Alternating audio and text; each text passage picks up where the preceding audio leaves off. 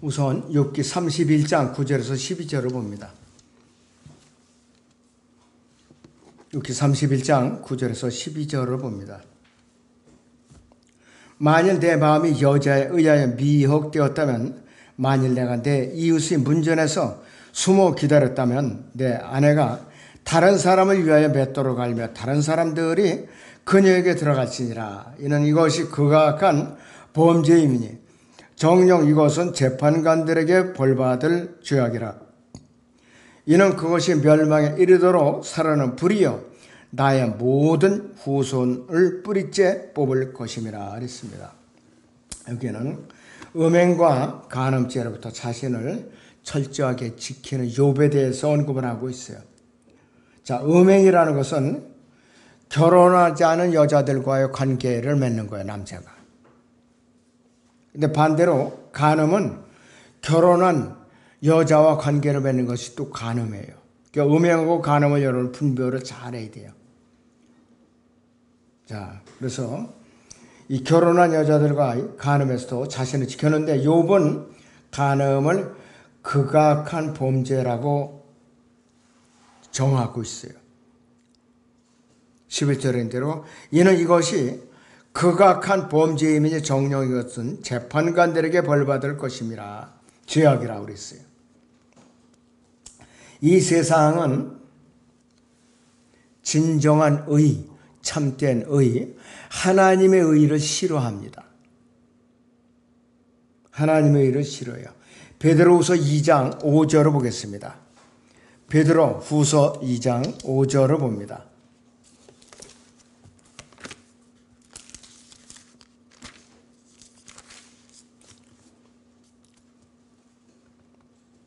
또 옛세상을 아끼지 아니하였으나 여덟 번째 사람인 의의 전파자 노아를 구원하시고 경건치 않은 자들이 세상에 홍수를 내리셨느니라. 하나님께서는 이 노아의 가족을 제외한 나머지는 홍수로서 완전히 쓸어버렸어요.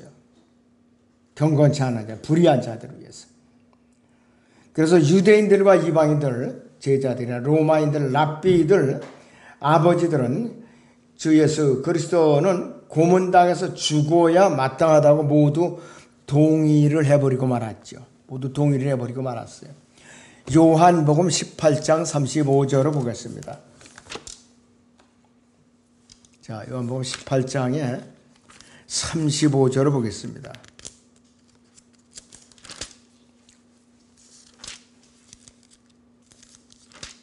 요한복음 18장 35절.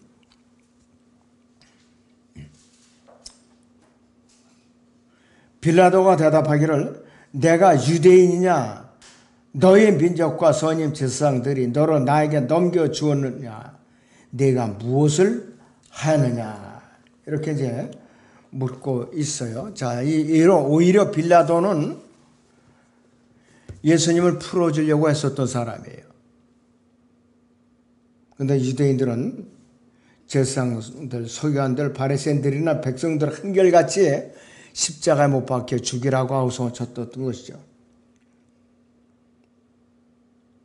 자, 그래서 욥은 결코 성인 사이에 합의로 이루어진 간음을 20세기, 21세기에 같이 규명을 해야 하는 환경적 상황에서 문화를 교환하기 위한 조화로운 적응으로 보지 않는다. 그렇게 말하지 않고 욥은 범죄라고 말하고 있어요. 무조건 범죄라 이것이요.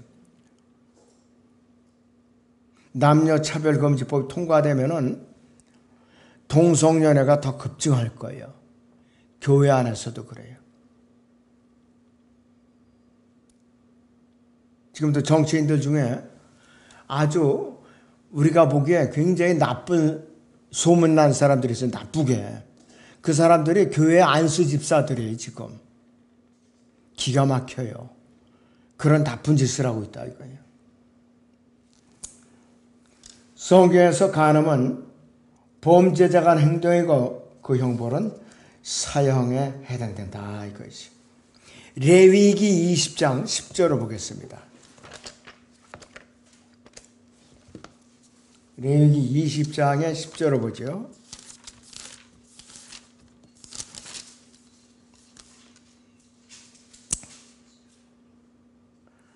다른 사람의 아내와 간음하는 자, 즉 자기 이웃의 아내와 간음하는 자는 그 간음한 자와 그 간음한 여자를 반드시 죽일지니라 그랬습니다.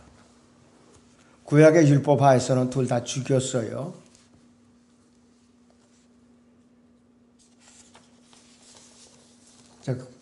구약에서 다윗의 경우가 가장 대표적인 사례예요. 그의 마음, 다윗의 마음을 한 여인에 의해서 미혹을 당했고 그는 이웃의 문에 엎드려 기다렸기 때문이죠. 그래서 다윗의 아내들은 다른 사람들을 위해서 맷돌을 갈았고 다른 사람들이 그 아내들에게 들어갔는데, 자, 음행은 이혼의 성경적 사유가 되고 현대에서도 실제로 이혼 사유가 됩니다. 구약에서는 범죄의 형벌을 이제 가하는데 다윗에게는 그를 벌할 사람 재판관이 없었기 때문에 그의 아들이 재판관이 되어버린 거예요. 하나님께서 어떻게 했는가? 사무엘하 15장 2절을 보죠. 사무엘하 15장 2절을 보겠습니다.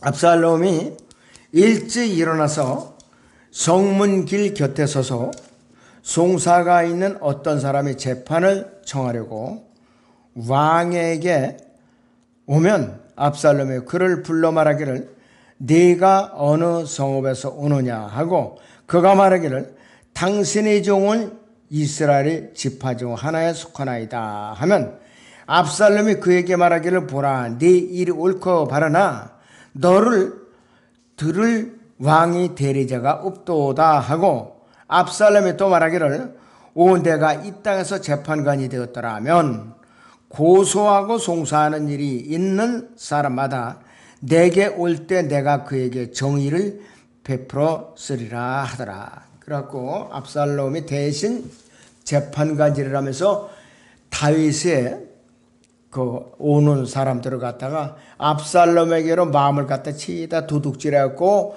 세력들을 모아갖고 반역을 일으킨 거예요. 이 다윗의 간음죄를 지은 형벌이 그렇게 가해졌다 이것이야. 자, 그래서 기원전 2000년 전 BC 2000년도에 살든지 AD 2000년 기원 후 2000년도에 살든지 결코 누구든지 하나님을 이길 수가 없어요. 욥기 31장 12절에 후손, 욥기 31장 12절의 후손은 여기서 영어로는 increase인데요. 욥기 31장 8절에 요 후손 offspring을 언급하고 있어요. 두 가지 모두 성범죄를 논하고 있고 창세기 9장 25절이나 창세기 49장 4절에서 같이 두 경우 모두 범법자의 실제의 시에 그 영향을 미치고 있어요. 창세기 9장 25절을 보겠습니다.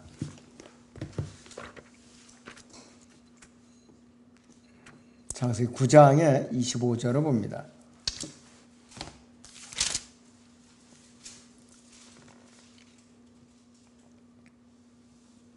(24절부터) 보죠. 노아가 포도주에서 깨어나서 그의 작은 아들이 자기에게 행한 일을 알고서 말하기를 가나안은 저주를 받으리니 그가 그의 형제들에게 종들의 종이 될지어다. 이렇게 저주를 내려요. 함은 이미 심판을 통과한 사람이기 때문에 함을 저주할 수가 없어요. 함의 아들은 가나안에게 저주를 내린 거예요. 자, 그 다음에 창세기 49장 4절을 보죠.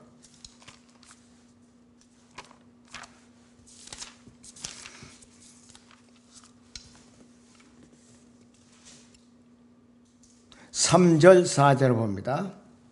르베나 너는 나의 장자여 나의 능력이며 내 힘의 시작이요 위엄이 탁월하고 능력이 탁월하나 물처럼 불안정해서 너는 탁월하지 못하느니 이는 내가 아비의 침상에 올라가서 그것을 더럽혔으므라. 그가 나의 침상에 올라갔었도다 그랬습니다. 야곱의 첩과 관계를 맺고 말았죠. 르벤.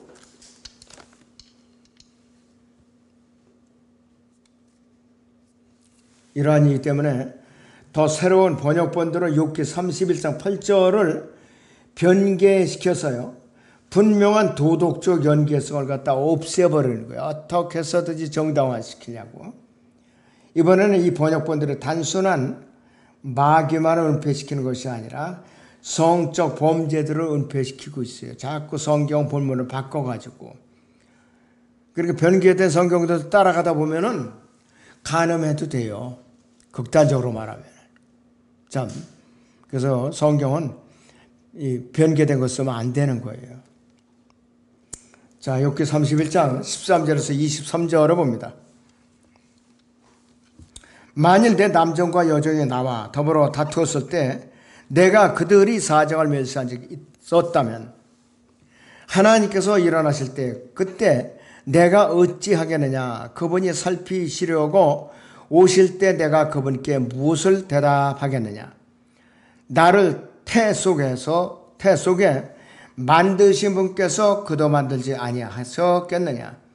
우리를 태 속에 지으신 분이 한 분이 아니시냐. 만일 내가 가난한 자들이 원하는 일을 막았거나 과부의 눈을 실망시켰다면, 아니면 내 적은 음식이라도 나 혼자만 먹고 아비 없는 자들에게는 먹이지 아니하였다면, 내가 어릴 때부터 그는 아비와 함께 있는 것처럼 나와 더불어 길러졌으며 또 내가 내 어미의 태에서부터 과부를 인도하였도다. 만일 내가 어떤 사람이 의복이 없어서 죽은 것을 보았거나 어떤 가난한 사람이 덮을 것이 없는 것을 보았다면, 만일 그의 허리가 나를 축복하지 아니하였다면, 만일 그가 내 양털로 따뜻하게 되지 아니하였다면, 내가 나의 도움을 성문에서 보고 아비 없는 자를 대적해서 내 손을 들어 올렸다면, 그때에는 내 팔을 내 어깨 뼈에서 떨어뜨리고 내 팔을 뼈에서 부러뜨리리라. 하나님으로부터 오는 파멸이 내게 공표가 되었으니 그의 위엄으로 인하여 내가 견딜 수가 없도다 그랬습니다. 요즘은 옷이 없어서 벌거벗는 사람은 없잖아요. 좀 찢어지거나 입는 옷은 입어도 없어서 옷을 못 입는 사람은 없어요. 그런데 이스라엘은 그 당시에 옷이 없어서 헐벗는 사람들이 있었다 이거예요. 하도 먹을 게 없으니까 자기 옷을 저당 잡히는 거예요. 그러나 하나님께서는 해가 지기 전에 저당물을 돌려주라. 뭘 덮고 자겠느냐 이거예요. 그렇게 했어요. 저당 잡혔던 사람은 율법을 어기지 않으려면 옷을 돌려줘야 돼요. 지금 시대로 말하면 이제 전당포를 운영하는 사람인데, 지금 그랬다는 전당포 주인이 굶어 죽죠. 그러나 구약에는 안 그랬어요.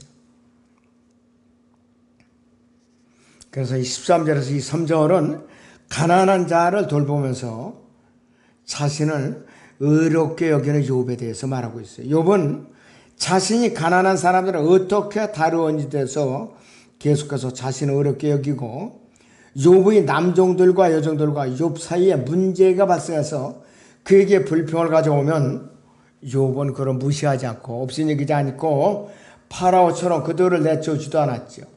욥은 그들이 말에 귀를 기울였고 그들에게 동정심을 보였죠. 자, 에베소서 6장 9절을 보죠. 신약의 에베소 6장 9절을 보겠습니다.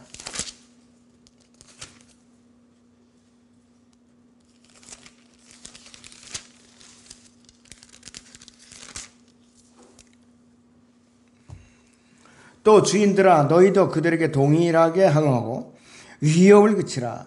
이는 너희의 주인도 하늘에 계시며 그분은 사람을 외모로 판단하지 않으심을 너희가 알기 때문이라 그랬습니다. 중도를 업신여기고 헐벗게 하지 말라는 뜻이죠.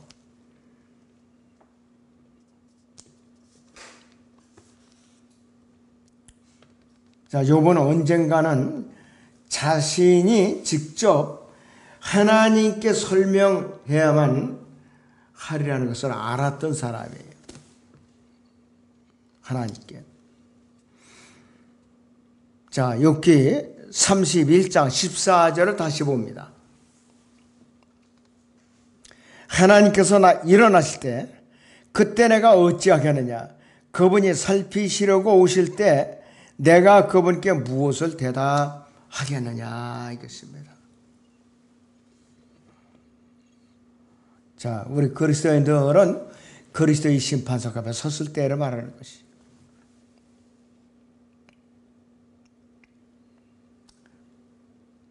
자, 그래서 욥은 자신이 직접 그렇게 불평을 하는 것에 대해서 하나님께 대답을 해야 하는 것과 그 다음에 대답해야 한다는 것을 알고 있었고, 요셉을 감옥에 넣으신 하나님께서는 그럴 동안 이집트에서 총리를 임명을 하셨죠. 그 당시에 이집트의 총리면은 왕 다음에 왕. 그래서 파라오가 자기가 먹는 거 외에, 보호자 외에는 모든 전권을 요셉에게 위임했잖아요. 전부 다 엄청난 권한이에요. 자, 그래서 하나님께서는 그분의 아들은 마국간에서 태어나게 하시건 바로 그 하나님께서 또 예수 그리스도를 우주 위에 두신 분이에요. 온 우주의 통치자로 두신 분이죠.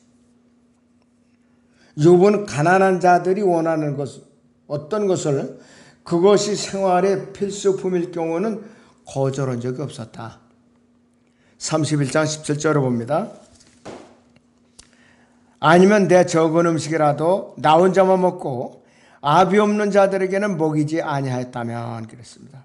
19절에서는 만일 내가 어떤 사람의 의복이 없어서 죽은 것을 보았거나 어떤 가난한 사람의 덮을 것이 없는 것을 보았다면, 자, 덮을 것이 없어서 그 당시에는 죽은 사람도 있었다 이거예요. 얼어 죽었다는 뜻이에요.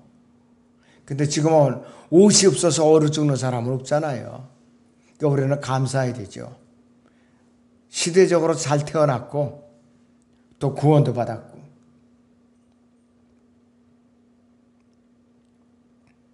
그리고 욥에게 도움을 구하는 과부의 눈이 도움을 보지 못한 적도 없었다고 그랬죠. 16절에 보시면 만일 내가 가난한 자들이 원하는 일을 막았거나 과부의 눈을 실망시켰다면 그랬습니다. 필요를 공급해주고 어려운 사정을 들어줬다 이 뜻이에요. 그래서 과부의 자녀들은 어디에서 먹을 것이 없을 때 욥의 식탁에서 먹었다. 욥이 나눠 먹였다 이것이에요. 욥은 태어나면서부터 과부들을 인도했고 고아들에게 아비로서 행동을 했다. 고아들에게 아비로서. 그러니까는 이 욥은 굉장히 마음이 너그럽고 후했던 사람이에요. 아주 후했던 사람.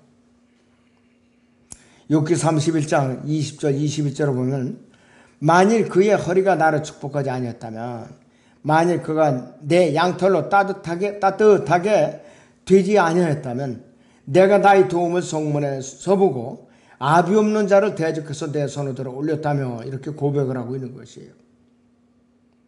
만약 욥이 이러한 일을 했다면 하나님께서 그의 팔을 어깨뼈에서 찢어 놓았을 것이라 이거예요. 그래도 욥은 할 말이 없었을 거라 이것이. 욥은 자신의 간증을 그의 피로 인을 쳤던 것이죠. 자, 욥기 27장 5절을 봅니다.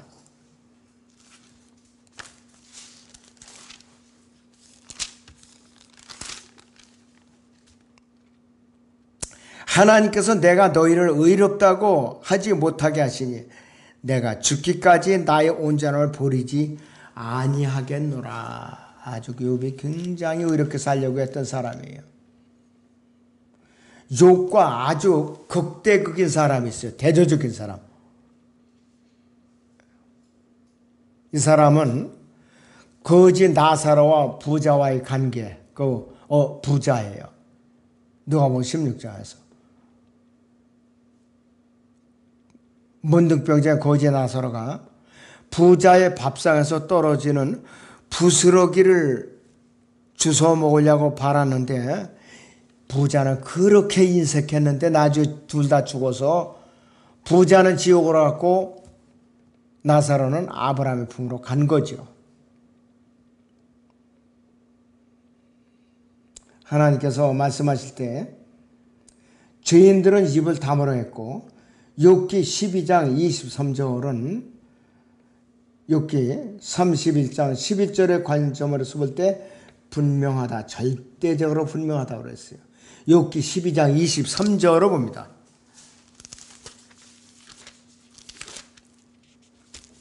욥기 12장 23절로 봅니다. 그는 민족들을 흥성케도 하시고 멸망시키기도 하시며 그는 민족들을 확장시키기도 하시고 다시 좁히기도 하시는도다 했습니다. 한 민족을 흥망성쇠에는 하나님의 권한에 속한 것이에요. 하나님의 권한에. 자, 계속해서 욥기 31장 24절에서 28절을 보죠. 만일 내가 금으로 내 소망을 삼거나 정금에게 말하기를 너는 나의 믿는 바라 하였다면 내가 내 재산이 많고 내 손에 많이 가졌다고 해서 즐거워하였다면 내가 해가 비치는 것을 보거나 달이 밝게 움직이는 것을 보고 내 마음이 몰래 유혹되었거나 내 입이 내 손에 입맞춰졌다면 이건 역시 재판관에 의해 형벌을 받아야 할 죄악이었으니 이는 내가 위에 계신 하나님을 부인하였을 것이기 때문이라 이렇게 말하고 있어요. 24절에서 28절은 돈과 우상 숭배에 대한 경고지요. 탐심은 골로새 3장 5절의 대로 우상 숭배입니다. 우리가 가져야 할 유일한 우상은 주 예수 그리스도 한 분뿐이에요. 이거 몇 년 전에 제가 추석 명절 때 그 기간에 설교를 한번 한 적이 있었어요. 참 우상. 자, 요한일서 5장 20절을 봅니다. 요한일서 5장의 20절을 봅니다.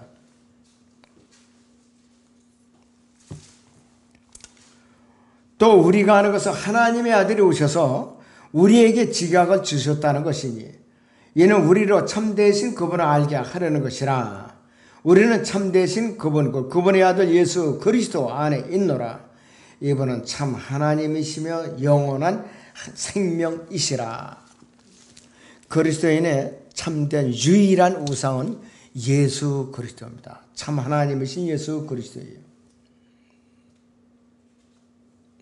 우리는 공산주의나 은사주의, 그리스도의 교회, 로마 가톨릭을 경계해야 하는 것만큼 자본주의도 경계를 해야 된다.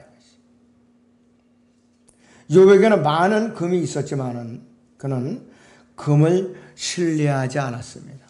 금을 신뢰하지 않았어요. 그는 다윗이 시편 39편 7절에서 주여 이제 내가 무엇을 기다리겠나이까 나의 소망은 주께 있나이다 이랬습니다. 이렇게 고백한 대로 말할 수 이제 있었고 재물은 진노의 날에 유익하지 않기 때문에 욥은 금을 그의 소망으로 두지 않았던 것이요. 다윗 왕도 얼마나 금이 많았겠어요.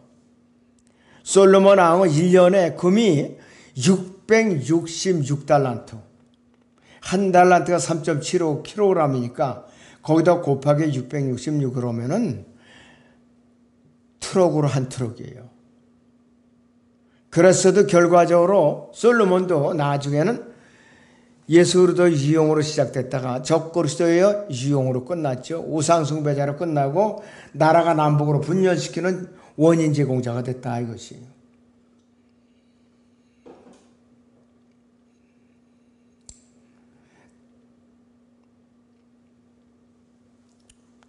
자, 욥의 소망은 자기 의였다는 것은 고통스러울 만큼 명백하다. 아담 안에서 타락한 끈질긴 본성을 욥이 극복하지 못한 거예요. 자기 의라는 이것을. 욥은 하나님의 의를 신뢰할 수 없었고, 왜냐하면 지금 그 순간에 욥은 하나님께서 자신을 옳게 대하지 않고 계신다고 생각했기 때문이다, 이것이. 그래서 욥은 자기의 부가, 재물이 늘어날 때 기뻐하지도 않았다고 그랬어요. 자, 욥기 31장 26절, 27절 보시면, 내가 해가 비치는 것을 보거나 달이 밝게 움직이는 것을 보고 내 마음이 몰래 유혹되었거나 내 입이 내 손에 입 맞추었다면, 이렇게 고백하고 있는데, 자, 달은 빛나지 않는다는 것을 주목해야 되죠. 달은 햇빛을 흡수했다가 밤에 반사하는 것에 불과해요. 다만 밝게 움직일 뿐이죠. 태양과 달을 숭배하는 것, 여기에 관련된 책이 알렉산더 시슬롭이 2개의 바벨론, 이것이 가장 대표적인 책입니다.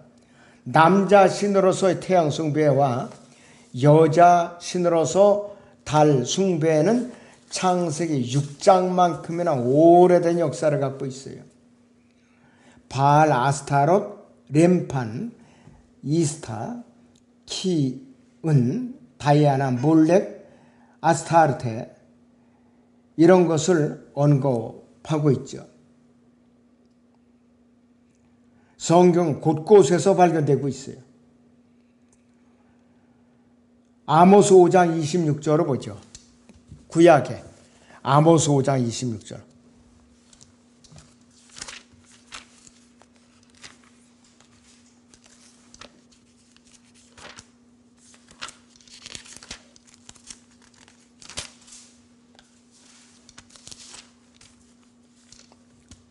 오히려 너희는 너희 형상들의 몰록과 키운의 장막을 지녔은즉 이는 너가 너희를 위하여 만든 너희 신의 별이라 했습니다.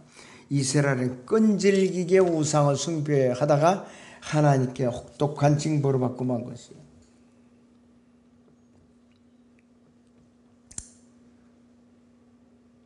자, 그렇기 때문에 중간쯤에 보시면은 그들이 자손은 살인자였고 타락한 남자가 태양의 모습으로 비춰지든지 하늘의 여왕을 아내로 가지고 있고 거짓 그리스도로 자녀로 둔 거룩한 아버지로 나타나든지, 혹은 그 태양이 그 뿔들 사이에 빛나는 원형이 그려진 황소이고 자신의 어머니를 아내로 두었고 또 거짓 그리스도인 자신의 아들을 지옥에 두고 있든지 우리는 들어온 곳으로 다시 나간다. 저 진심으로 영과 진리로 섬기는 것에 음행과 간음과 성, 도착이 그 일부로 포함되고 육체적인 사랑을 최고의 신으로 두는 자연 숭배와 만나게 된다. 이것이 마지막의 배교의 결과물이에요. 자, 그리고 손에다 키스하는 것이 나와요. 손에다 키스하는 것은 평화의 아버지, 압살롬의 의미인데, 이 평화의 키스로 손에 박아나온 검은 키스, 이 모습을 보여주는데, 대환란 때 경배하는 자들에게는 우상 숭배가 요구되죠. 적그리스도를 섬기지 않으면 죽어요. 그리고 위에 계신 하나님을 부인하는 것, 이것이 그들의 목적이라. 이것이 굉장히, 이 키스하는 것도 굉장히 의미가 깊어요. 우상하게 하는 것. 그래서 우리는 여기에 있는 여러 가지 신들은 제가 일일이 언급을 이제 안 했습니다. 자, 오늘 여기서 마치죠.